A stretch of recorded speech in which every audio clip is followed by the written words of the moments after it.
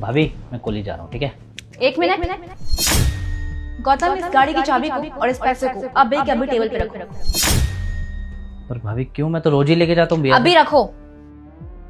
और रोज लेके जाते हो ना, आज के बाद से लेके नहीं जाओगे, समझे? नवाब नहीं हो कोई यहाँ के। और तुम एक बार भी तुमने अपने भैया से नहीं पूछा कि भैया आपको गाड़ी की जरूरत है कि नहीं? वो अभी ऑफिस जाने वाले हैं ना, उनसे एक बार पूछ लेते कि भैया आप गाड़ी से जाएंगे कि नहीं जाएंगे। अब ये गाड़ी भैया की है, लेकिन जनाब जाएंगे इस गाड़ी से, और जो आपके भैया हैं वो जाएंगे बस से, ऑटो से, है ना? इतने बड़े हो गए हैं, 24-25 साल के, कम से कम खुद के पैर पे खड़े हो जाइए, कुछ जॉब कर लिया कीजिए। पर भाभी भैया ने तो आज तक बोला ही नहीं मेरे को कुछ भी। पर मैं बोल रही हूँ, समझे? मैं लेट हो रहा था इसलिए मैं गाड़ी की चाबी ले जा रहा हूँ। अब लेट हो रहे हो, क्या हो रहे हो, क्या नहीं हो रहे हो, ये तुम्हारी प्रॉब्लम है, मेरी या तुम्हारे भैया की नहीं। सॉरी भाभी, मैं चला जाता हूँ बस से। गुड। अरे भाई क्या हो गया ऐसा जो आज देवर को भाभी से सॉरी बोलना पड़ रहा है? वो कुछ नहीं भैया, वो भाभी से बस बात चल रही थी एग्जाम की। भाई पूछ रही थी कि तैयारी कैसे की एग्जाम की, बस और कुछ। अरे झूठ क्यों बोल रहे हो गौतम? अपने भाई को सच बताओ ना, झूठ बोलना भी सीख गए? हाँ रुको, सच मैं ही बताती हूँ। पता है, ये जो तुम्हारा भाई है ना, तुमसे बिना पूछे तुम्हारी गाड़ी की चाबी लेके जा रहा था, ऊपर से ऊपर पैसे भी लेके जा रहा था, जो पैसे तुमने रखे थे गाड़ी के पेट्रोल के लिए। अब इसे कुछ सिखाओ कि ये बड़ा हो चुका है, एग्जाम देने के दिन नहीं है, कमाने के दिन है इसके। लेकिन तुमने छोटे को गाड़ी का चाबी देने से मना क्यों किया? अरे मैंने इसलिए मना किया क्योंकि इस गाड़ी की चाबी की तुम्हें जरूरत होगी ना, इसलिए। तुम ऑफिस जा रहे हो ना। लेकिन मैंने तो नहीं बताया तुम्हें कि मुझे गाड़ी की जरूरत है, फिर क्यों तुमने मना किया? आई नो तुमने नहीं कहा, मगर मैं तो तुम्हारी भलाई सोच रही थी, इसलिए मैंने इसे मना कर दिया। क्या कहा तुमने? तुमने भलाई की है। जिस तरीके से तुमने गाड़ी की चाबी देने से मना किया है ना, इसे भलाई नहीं कहते हैं, क्लेश कहते हैं। तुमने ये कोई भलाई का काम नहीं किया है। तुम ये जो कर रही हो ना, मुझे सब समझ में आ रहा है।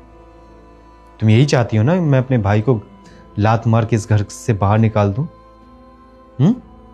मतलब मैं लड़ते झगड़ते रहूं, मैं इस पे रौब जमाऊं, तुम यही सब अच्छा लगेगा? देखो मैं एक चीज तुम्हें आज साफ साफ बता देता हूं, ये मेरा भाई है और मैं इसे बहुत प्यार करता हूं। शायद तुम्हें ये प्यार की कदर ना हो, तुम्हें बस एक नॉर्मल वो देवर और भाभी का रिश्ता लगता हो तुम्हारे लिए, मगर मेरे लिए ये मेरा भाई मेरा बेटा से बढ़कर है। तुम्हें पता नहीं है कि मैं इसके लिए क्या हूँ और ये मेरे लिए क्या है। जब मैं किसी काबिल नहीं था तो तुम्हें पता नहीं किस स्ट्रगल से उठकर हम लोग यहाँ तक पहुँचे हैं। मेरे मम्मी पापा ने कितना कुछ किया है हमारे लिए, और उनके छोड़ के जाने के बाद मैंने अपने भाई से वादा किया है कि तुम्हें कभी माँ बाप की मैं कमी महसूस नहीं होने दूंगा। आज तुम्हारे इस कलेश के कारण हमारे भाइयों के बीच में तकरार आ सकता है, लड़ाइयाँ बढ़ सकती है। मैं ये कभी नहीं चाहूँगा कि मैं अपने भाई गौतम के लिए इतना कुछ करूँ। मैं कभी इसको मारना तो दूर, कभी चीखना चिल्लाना भी नहीं चाहता हूँ।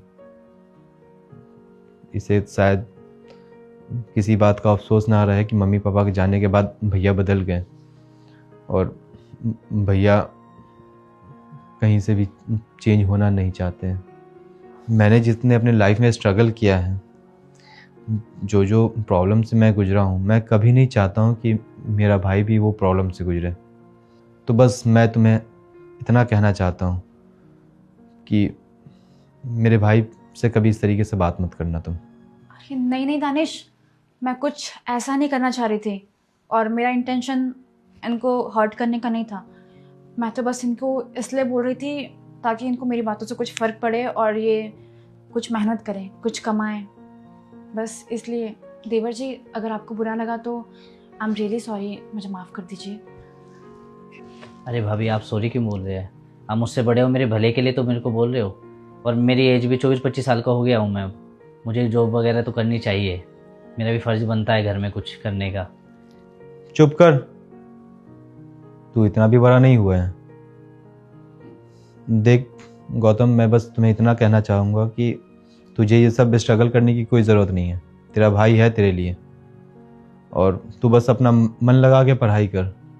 ज़िंदगी में जो करना चाहता है वो कर, मैं तेरे साथ खड़ा हूँ। हाँ, रोशनी का बात तुम्हें बुरा लग सकता है, मगर रोशनी बस तुमसे यही रिक्वेस्ट करूँगा कि बस इन बातों का ध्यान रखो।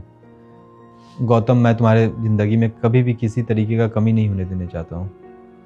मैं बस इतना चाहता हूँ कि तू खुश रह, और कभी भी तू ये मत समझना कि मम्मी पापा के जाने के बाद मेरे ऊपर कोई नहीं है। तेरा भाई है जिंदा अभी, ठीक है?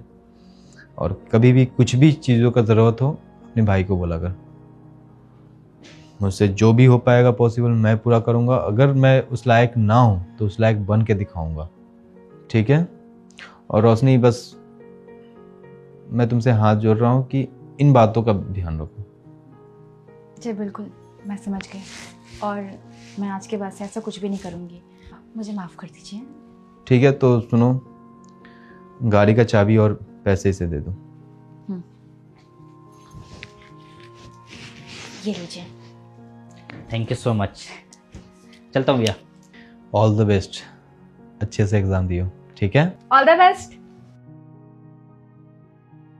और हाँ रोशनी, मुझे ना माफ़ कर देना अगर मैं कुछ भी ऊंच नीच अगर बोला हूँ तो, क्योंकि देखो मेरे और गौतम के बीच में किसी तरीके का दूरिया ना है, और मैं अपने भाई से सच में बहुत प्यार करता हूँ। उसके मन में ये ना आए कि भैया मम्मी पापा के बाद से मेरा ध्यान नहीं रखे और शादी होने के बाद वो बदल गए। तो मैं ये कलंक अपने ऊपर नहीं लेना चाहता हूँ। आई नहीं, मुझे बुरा नहीं लगा, बल्कि आपने जो मुझे कहा ना, इससे मुझे नई सीख मिली है। और हाँ, आपको भी सॉरी, सच में। अच्छा ठीक है, तुम अपना ध्यान रखना। मैं ऑफिस के लिए तैयार हो लेता हूँ, ठीक है? तुम लंच निकाल दो। ठीक है।